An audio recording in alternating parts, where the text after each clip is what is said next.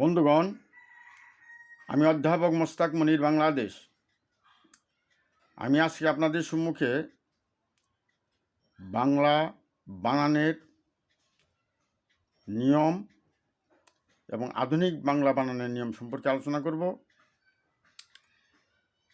তো আপনাদের অবশ্যই একটি বিষয় জানা আবশ্যক যে আমাদের এই বাংলা ভাষা বর্তমানে যে রূপ লাভ করেছে তা একদিনে হয়নি। অনেক চড়াই উতরাই পার হয়ে ধাপে ধাপে স্তরে স্তরে আমাদের এই বাংলা ভাষা বর্তমান রূপ লাভ করেছে। বাংলা ভাষার বিশেষ করে বানান রীতি অত্যন্ত জটিল পরিস্থিতি এবং বিভিন্ন বানানের ক্ষেত্রে বিশৃঙ্খলা, অনিয়ম ইত্যাদিতে পরিপূর্ণ ছিল। কিন্তু পরবর্তী সময়ে যারা বাংলা ভাষা নিয়ে গবেষণা করেছেন এবং যারা বাংলা ব্যাকরণ নিয়ে গবেষণা করেছেন তারা আমাদেরকে একটা সুন্দর বাংলা ভাষা উপহার দেওয়ার জন্য বাংলা বানান রীতিকে সংস্কার করেছেন। তো আমরা তাদের প্রতি অত্যন্ত কৃতজ্ঞ। বিশেষ করে 1935 সালে কলকাতা বিশ্ববিদ্যালয় কর্তৃক বাংলা বানান রীতি সম্পর্কিত একটি আলোচনা সভা হয় এবং সেখানে আমাদের বাংলা বানানের বিভিন্ন বিশৃঙ্খলা এবং অনিয়ম দূর করে বাংলা বানানকে একটা আধুনিক রূপ দান করার জন্য তারা একটা কমিটি গঠন করেন এবং 1936 খ্রিস্টাব্দে সেটা প্রাথমিক অবস্থায় আমরা লক্ষ্য করি যে একটা প্রতিবেদন প্রকাশ করেন। 1937 সালে উক্ত কমিটি বাংলা বানানের নিয়ম শীর্ষক একটি পুস্তিকা প্রকাশ করেন এবং এর মধ্যে কয়েকটি সংস্করণ প্রকাশিত হয়। এর মধ্যে তৃতীয় সংস্করণটি পরবর্তী সময়ে গ্রহণযোগ্য হয় এবং যারা ব্যাকরণবিদ তাদের কাছে গ্রহণযোগ্য হয় এবং পরবর্তীতে ঢাকা বিশ্ববিদ্যালয় কর্তৃক তা অনুমোদন করা হয় এবং একে আধুনিক বা প্রমিত বাংলা বানান রীতি নামে এটা নামকরণ করা হয় এবং এই প্রমিত বাংলা ব্যাকরণটি হলো আধুনিক বাংলা বানানের নিয়ম এবং এই আধুনিক বাংলা বানানের নিয়মে বাংলা ভাষার ক্ষেত্রে বাংলা বানানের সকল প্রকার অনিয়ম, বিশৃঙ্খলা ইত্যাদি দূর করে একটা সুনির্দিষ্ট একটি নীতিতে আনয়ন করা হয় এবং তাতে বেশ কিছু সংস্কার আসে। এই বিষয়গুলো আমি আপনাদের সামনে অতি সংক্ষেপে এবং অতি সহজভাবে উপস্থাপন করার চেষ্টা করব এবং এই বাংলা বানান রীতি, আধুনিক বাংলা বানান রীতি সম্পর্কে সকলেরই প্রাথমিক একটা ধারণা থাকা অত্যন্ত জরুরি। তো সুতরাং ভিডিওটি আমরা শুরু করতে পারি।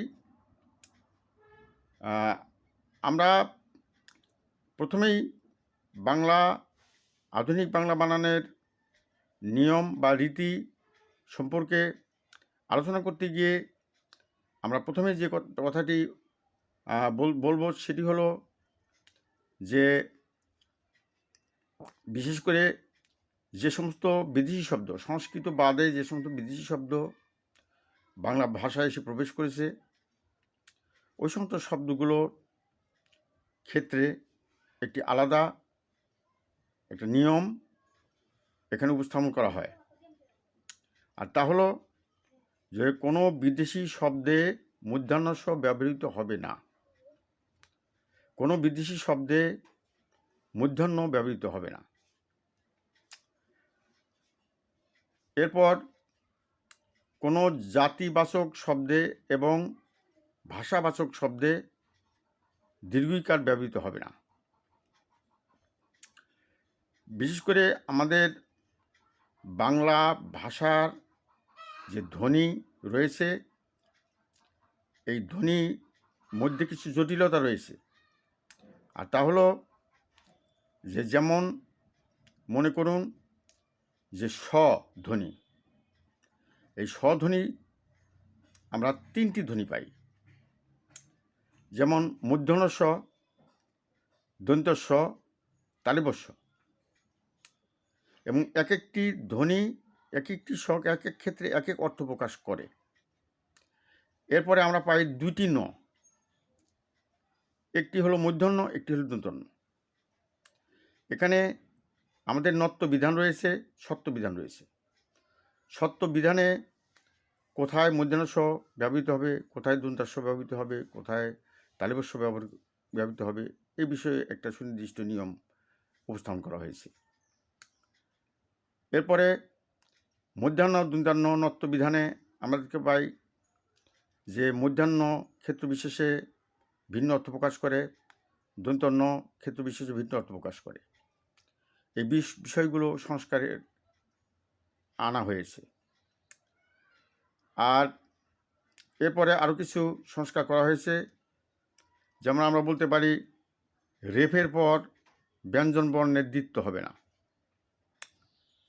যদি কোনো শব্দে রেফ থাকে তাহলে সেখানে দ্বিত্ব ব্যবহার হবে না। যেমন অর্চনা, এখানে দ্বিত্ব হবে না। অর্জুন, এখানে দ্বিত্ব হবে না। কর্তা, কার্তিক, বার্তা, কর্য, শর্ত, অর্ধ ইত্যাদি ক্ষেত্রে বা কর্ম ইত্যাদি ক্ষেত্রে কোনো দ্বিত্ব হবে না। অর্থাৎ দ্বিত্ব বলতে এখানে আমরা একই শব্দ দুইবার ব্যবহৃত করা। যেমন কর্ম, ম যদি আমরা দুইবার ব্যবহার করি তাহলে কর্ম হয়ে যাবে। এখানে একটি ম হলেই যথেষ্ট। কর্য জায়গায় একটি জ হলেই যথেষ্ট। আগে এটা ছিল না। আগে কর পরে জ, জর সাথে আরেকটা জ, এর সঙ্গে রেপ বসত। কিন্তু একটি উঠিয়ে দেওয়া হয়েছে, অর্থাৎ দ্বিত্ব উঠিয়ে দেওয়া হয়েছে। এখানে রেফের পরে কোনো দ্বিত্ব ব্যবহৃত হবে না। আশা করি বিষয়টি বুঝতে পেরেছেন। এরপর আসেন শব্দের শেষে সাধারণত হস চিহ্ন ব্যবহৃত হবে না। আমরা হস চিহ্ন ব্যবহার করি, অর্থাৎ নিচে একটা হসন্ত দেই, এটা ব্যবহৃত হবে না। এটা উঠিয়ে দেওয়া হয়েছে। এটা পারতপক্ষে পরিত্যাগ করার চেষ্টা করতে হবে। যেমন আমরা ওস্তাদ, চেক, জজ, ডিশ ইত্যাদি, এর নিচে কোনো হসন্ত ব্যবহৃত হবে না এবং এই হসন্তকে উঠিয়ে দিতে হবে। আরেকটি বিষয় আমরা জানতে পারি যে ঊর্ধ্বকমা, আমরা আগে ঊর্ধ্বকমা ব্যবহার করতাম। যেমন মনে করেন যে ঊর্ধ্বকমাকে যথাসম্ভব বর্জন করতে হবে। যেমন বলিয়া থেকে বলে, এই বলের মধ্যে আমরা একটা ঊর্ধ্বকমা ব্যবহার করতাম। আবার হইয়া থেকে হয়ে, হয়ের মাঝখানে একটি ঊর্ধ্বকমা ব্যবহার করতাম। চাল, এর মাঝখানে একটি ঊর্ধ্বকমা ব্যবহার করতাম। ডাল, এর ভিতরে আমরা ঊর্ধ্বকমা ব্যবহার করতাম। আল, এর ভিতরে ঊর্ধ্বকমা ব্যবহার করতাম। আইল থেকে আল, চাউল থেকে চাল, হইয়া থেকে হয়ে, বলিয়া থেকে বলে। এই এবং এটা যখনই এটা সংক্ষিপ্ত রূপে আসে তখন আমরা যথাসম্ভব ঊর্ধ্বকমা ব্যবহার আমরা করতাম, আগে করতাম, কিন্তু এখন সেই ঊর্ধ্বকমা ব্যবহার করার কোনো প্রয়োজন নেই। এরপরে আসেন কোনো বিদেশি শব্দে মধ্যাহ্ন ব্যবহৃত হবে না এবং কোনো ভাষাবাচক শব্দে এবং জাতিবাচক শব্দে দীর্ঘইকার ব্যবহৃত হবে না, মধ্যাহ্ন ব্যবহৃত হবে না। যেমন আমি উদাহরণ দিই যে যেমন ইংরেজি, যেমন বাঙালি, ইরানি, তুরানি, পাকিস্তানি ইত্যাদি ক্ষেত্রে দীর্ঘকার ব্যবহৃত হবে না। এটা বিশেষ করে আপনাদের সকলের মাথায় রাখতে হবে। এবং আমাদের সবারই মাথায় রাখতে হবে। এরপরে মনে করেন যে যেমন তালিবস্য, দন্ত্যাস্য ইত্যাদি ব্যবহৃত হবে, খাঁটি বাংলা শব্দ এগুলো ব্যবহৃত হবে।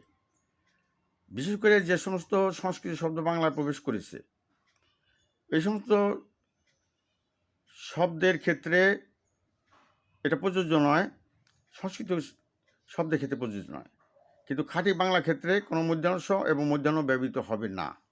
এই বিষয়টি আপনাদের অবশ্য মাথায় রাখতে হবে। এবং আমরা জানতে পারি যে ইংরেজি, আরবি, বাঙালি, পাকিস্তানি, ইরানি, তুরানি, আপনার যে ভাষাগত বা জাতিগত শব্দ ব্যবহার করি সকল ক্ষেত্রে রস্যিকার ব্যবহৃত হবে। আর সংস্কৃত বাদে যে সমস্ত বিদেশি শব্দ বাংলা ভাষায় প্রবেশ করে প্রচলিত আছে এই সমস্ত ক্ষেত্রে আমাদেরকে অবশ্যই মধ্যাহ্ন বর্জন করতে হবে। এখানে তালিবস্য ক্ষেত্রবিশেষ দন্ত্যাস্য ব্যবহার করা হবে, যেমন স্টেশন, এখানে কোনো ক্ষেত্রে মধ্যাহ্ন ব্যবহৃত হবে না। আমরা দেখতে পাই যে বিভিন্ন নেম প্লেটে দেখতে পাই, সাইনবোর্ডে দেখতে পাই ভুরি ভুরি বানান ভুল, এবং সেখানে কোনো বানান রীতিকে তোয়াক্কা করা হচ্ছে না। এগুলো আমাদেরকে নজরদারি করতে হবে এবং বাংলা ভাষাকে, আধুনিক বাংলা ভাষাকে ব্যবহার করতে হবে এবং এটার উপরে জোর দিতে হবে। এবং আমাদেরকে অবশ্যই সচেতন থাকতে হবে, বানান ক্ষেত্রে সচেতন থাকতে হবে। বিশেষ করে যারা আপনারা উচ্চ শিক্ষিত তাদের তো অবশ্যই এটা একটা প্রেস্টিজের ব্যাপার। আপনাদের অবশ্যই বাংলা বানানের নিয়ম রীতিগুলো যে প্রাথমিক যে ধারণা থাকা অবশ্যই জরুরি। বিশেষ করে যারা বড় বড় সভা সমিতি ইত্যাদিতে বক্তব্য রাখেন তাদের ক্ষেত্রেও ভাষা ব্যবহারের ক্ষেত্রে অত্যন্ত যত্নবান হতে হবে এবং সতর্ক থাকতে হবে। বিদেশি শব্দে মধ্যাহ্ন ব্যবহৃত হবে না, যেমন স্টেশন, যেমন মাস্টার, যেমন ব্যারিস্টার, যেমন সেশন, যেমন পোস্ট অফিস ইত্যাদি ক্ষেত্রে কিন্তু আপনার কোনো ক্ষেত্রেই মধ্যাহ্ন ব্যবহৃত হবে না। এই বিষয়টি অত্যন্ত মাথায় রাখতে হবে। এরপরে মনে করেন রস্য রি বা রিকার বা র ইত্যাদির পর আপনার মধ্যাহ্ন ব্যবহৃত হবে। রস্যরির পরে মধ্যাহ্ন ব্যবহৃত হবে, যেমন তৃণ, যেমন মসৃণ, যেমন ঋণী ইত্যাদি ক্ষেত্রে কিন্তু মধ্যাহ্ন ব্যবহৃত হবে। রস্যরির ক্ষেত্রে রস্যরির পরে যদি কোনো ন থাকে তাহলে সেখানে মধ্যাহ্ন ব্যবহৃত হবে। বয়শূন্য রয়ের পরে যদি কোনো ন থাকে তাহলে সেখানে মধ্যাহ্ন হবে। যেমন আহরণ, যেমন অরণ্য, যেমন আবরণ, যেমন আভরণ, আচরণ, উচ্চারণ, উদাহরণ, করণ, কারণ, কিরণ ইত্যাদি ক্ষেত্রে কিন্তু আপনাকে অবশ্যই মধ্যাহ্ন ব্যবহার করতে হবে। অর্থাৎ রিয়ের পরে মধ্যাহ্ন ব্যবহার করতে হবে, বা বয়শূন্য রর পরে যদি কোনো ন থাকে তাহলে মধ্যাহ্ন ব্যবহার করতে হবে। অনুরূপ আপনার সত্যবিধানে মধ্যাহ্ন স্বরের পরে মধ্যাহ্ন ব্যবহৃত হবে। যদি মধ্যাহ্ন স্বর পরে কোনো ন থাকে তাহলে অবশ্যই সেখানে মধ্যাহ্ন ব্যবহৃত হবে। যেমন অন্বেষণ, দূষণ, শোষণ, ভাষণ, বিশ্লেষণ, ভূষণ, গবেষণা ইত্যাদি ক্ষেত্রে কিন্তু মধ্যাহ্ন ব্যবহার করতে হবে। তো আমরা বাংলা বানানের যে সংস্কার বা আধুনিক রূপায়ণ আমরা হাতে পেয়েছি এবং এটা হলো লেটেস্ট সংস্করণ। এটা ঢাকা বিশ্ববিদ্যালয় কর্তৃক অনুমোদিত এবং ব্যাকরণবিদগণ কর্তৃক অনুমোদিত, এবং এটা প্রথমে 1935 সালে কলকাতা বিশ্ববিদ্যালয় কর্তৃক একটা সংস্করণ বা একটা সংশোধন আসে এবং তৃতীয় সংশোধনে সমাদৃত হয়, গৃহীত হয়, এবং সেটাই প্রমিত বাংলা বানান রীতি নামে পরিচিত, যা বর্তমানে প্রচলিত রয়েছে। কাজেই আধুনিক যে বাংলা বানান রীতি এটা প্রাথমিক ধারণা প্রত্যেকেরই জানা দরকার। কাজেই এটা অত্যন্ত গুরুত্বপূর্ণ বিধায় আমি আপনাদের সম্মুখে বিষয়টি আমি অতি সংক্ষেপে আলোচনা করার চেষ্টা করেছি। বিশেষ করে আমাদের বাংলা ভাষার বিশেষ করে স্বধ্বনি, এখানে জটিলতা রয়েছে, 3টি স্ব রয়েছে। একটি তালব্য স্ব, একটা হলো দন্ত স্ব, একটা হলো মূর্ধন্য স্ব। এবং এই স্ব ব্যবহারের নিয়ম জানতে হবে। যেমন মনে করেন যে আরবি শিন, শিন, সোয়াত ইত্যাদি ক্ষেত্রে কিন্তু আমাদের অবশ্যই তালব্য স্ব, দন্ত স্ব ইত্যাদি ব্যবহার করতে হবে। এরপর মনে করেন যে বেহেশত একটি শব্দ আছে, এটা ফার্সি শব্দ, এখানে কিন্তু আমাদেরকে তালব্য স্ব ব্যবহার করতে হবে। তারপরে আমি ইতিপূর্বে বলছি যে স্টেশন, তারপর সেশন, তারপর মনে করেন যে পোস্ট অফিস, পোস্টমাস্টার ইত্যাদি ক্ষেত্রে কিন্তু সকল ক্ষেত্রে কিন্তু মূর্ধন্য ষ পরিত্যাগ করতে হবে। এখানে দন্ত্য ক্ষেত্র বিষয়ে তালব্য স্ব ব্যবহার করতে হবে। তো আমি আমার এই ক্ষুদ্র আলোচনায় আধুনিক বাংলা বানান রীতি, প্রমিত বাংলা বানান রীতির প্রাথমিক একটি ধারণা আপনাদের সামনে উপস্থাপন করার চেষ্টা করেছি।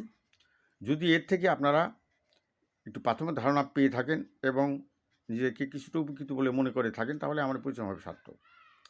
তো আগামীতে বাংলা ব্যাকরণের আরও অন্য কোনো বিষয় নিয়ে আমরা আলোচনা করব ইনশাল্লাহ। যদি ভিডিওটি ভালো লাগে, প্রথম থেকে শেষ পর্যন্ত শুনবেন, তাহলে লাইক কমেন্ট করে অবশ্যই আমাকে জানাবেন। আপনাদের অসংখ্য ধন্যবাদ।